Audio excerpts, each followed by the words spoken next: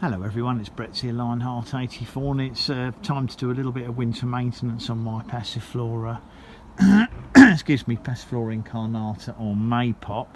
Now this is the supposedly hardy deciduous passion flower that dies back to the ground in winter in the colder parts of America where it grows, but it's not a fan of wet winter conditions, so you never know when you try and grow one here if it's going to recover or not. Now what tends to happen is, obviously, as soon as we get frosts, which we've had because it's now in February, the plants, some of these shoots interestingly still look green, but the plant tends to, the top growth dies down and it dies back to the ground. In actual fact, it seems to be quite brittle in winter and appears to snap off like that stem there.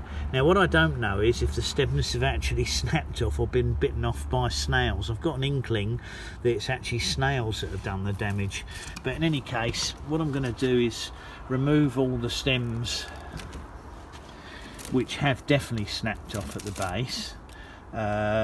These ones that still have some look of green in them, I'm tempted to probably cut them off at about 2 feet, about 60 centimetres, because they're green inside, and I'm just curious to find out if the plant survives the winter, if they will shoot out from further up the stems. The fact that it looks green at the base is encouraging, so basically I'm just going to remove all the dead growth. Again, this one here, I think I'll cut it off there because look, it still looks green in the middle.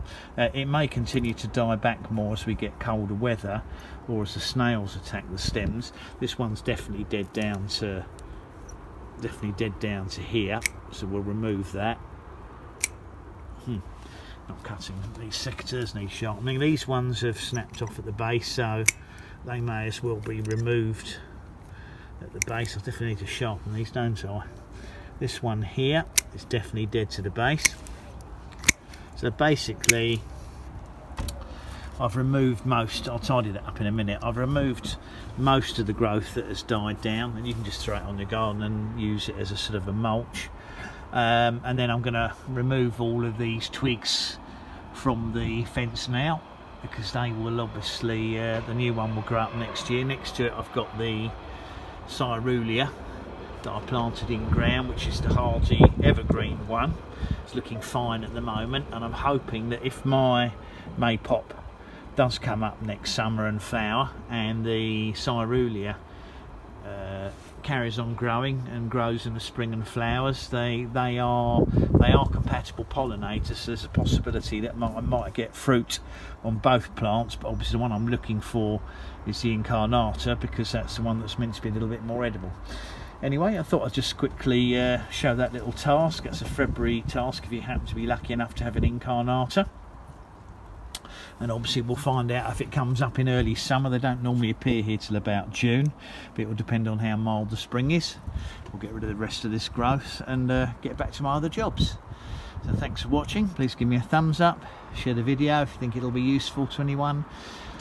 Do subscribe to my channel, and remember to click on the bell if you'd like updates on new videos as they come out. I'll see you all in the next video. Brett out for now.